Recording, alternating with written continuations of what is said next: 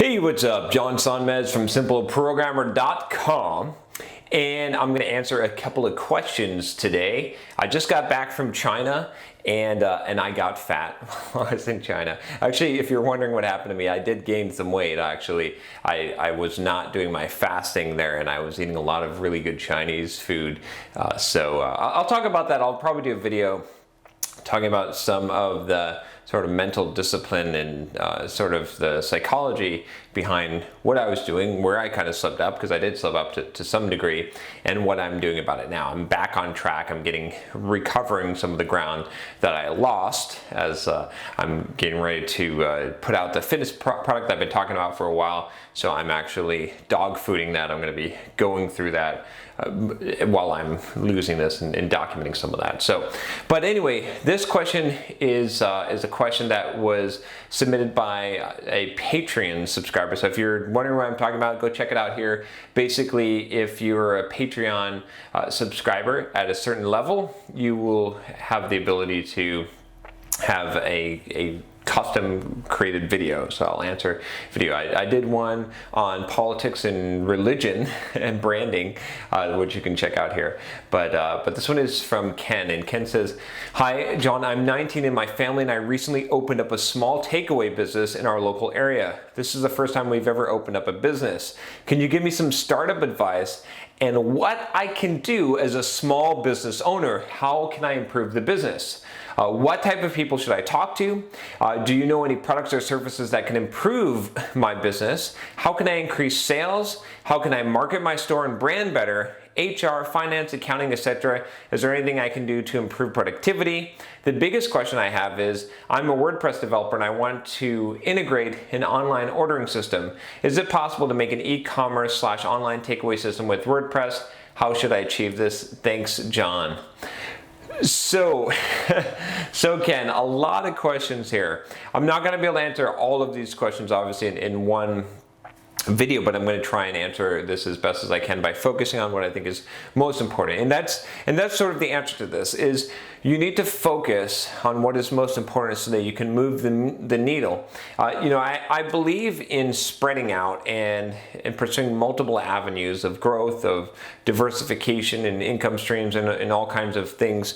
But you got to focus hard in a particular area in order to gain enough growth to be able to move on. You got to really get the low-hanging fruit first, right? And that takes some time. So you've opened up this small takeaway business. First time you've ever done this.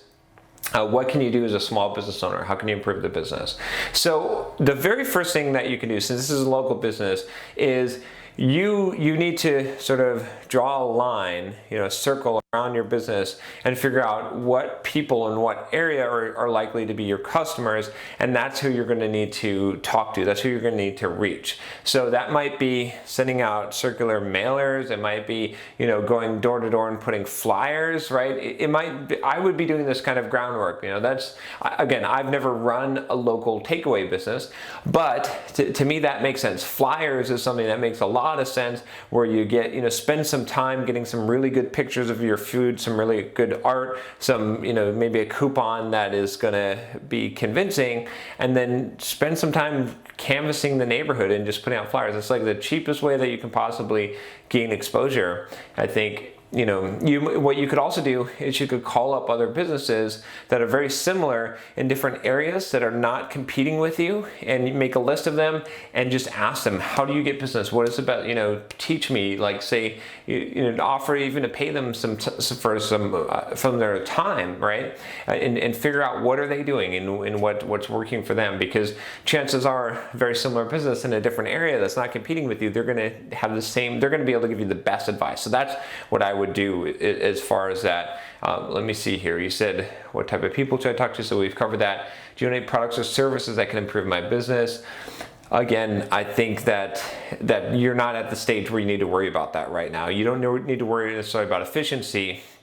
What you want to do is you want to have the problem of having too much business and then figuring out how to be efficient enough to deliver to that business. And the reason why I'm saying that is because if you figure out how to be the most efficient business as possible, but you don't have customers to utilize that capacity, it's all wasted effort, right? You basically have a timeline before you are dead as a business, right? So you want to use that lifeline that you have as much as possible, as effectively as possible. And right now, the biggest thing is you want to create a bottleneck. You want to get to that problem and then solve the problem. Don't solve the problem before you have the problem. The problem right now is you need business, so solve that problem.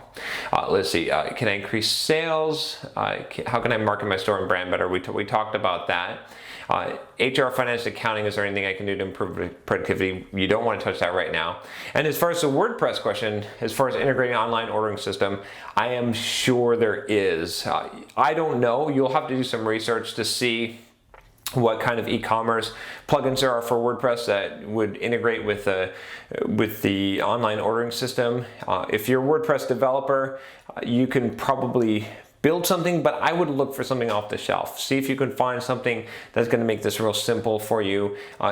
Start with the simplest thing, right? Don't create problems until you need to, or don't tackle problems until you have the problems. So at this stage, being an early startup, you don't want to invest any time or any energy or any money into anything that is not directly adding to the bottom line. Once you actually have enough business that this is actually a problem, then you can start turning the dials, turning the knobs, right? Once you have too many customers and you can't fulfill all the orders, now you talk about how you become efficient so that you can do that. Once you have enough customers that you have the HR, the finance, the accounting stuff is becoming an overhead, or your online ordering system is not smooth enough, it's costing you money, now you tweak that knob and benefit. I think a lot of, and this doesn't just apply to, this obviously applies to a lot of people, a lot of situations, is you got to think about in life in general, right? You don't want to solve problems before you have them. It's tempting for us to want to clear the path right ahead of us so that there's no problems, there's no bumps, and we can just ride down this smooth path. But life doesn't work that way, because if you spend all this time clearing the path, first of all, it might not be the right path. And that's the worst thing, is to spend a lot of time clearing the path that might be the wrong path. A lot of people do that. And then the second thing is you don't know what the issues are going to be. You don't know how to address them. And there's a lot of problems in life that you're going to find that you're only going to be able to solve when you get there. So you gotta embrace the uncertainty. You got to get there and see that. Figure out also. I did this video on figuring out your greatest drawback, or what's holding you back. What is the bottleneck, right? Figure out what that is. For you starting this business, you got to figure out. Probably it's getting customers. So figure out what is the most optimal thing that you can do to get customers right now. And I'm going to guess, again, I've never done this business before, but I would guess, based on what I've seen, what I know about business, is that getting flyers and canvassing the neighborhood is probably going to be the most effective way to do that. Maybe you hire some people to do that, as well as some kids to do that. But to me, that seems like that makes sense. Maybe sending out mailers, something like that, where you're going to have a direct impact. Because once you build a good customer base, I think that's the revenue sustaining model for a takeaway business. So anyway, I hope that helps you, Ken. Thanks for the question. Good question here. And if you have a question for me, you can email me at john@simpleprogrammer.com. If you want to join the Patreon and have me do some custom questions for you, you want to get some of the benefits of the community, check that out here. And if you like the video, of course, subscribe to the channel. I will talk to you next time. And hopefully I won't be so fat. Take care.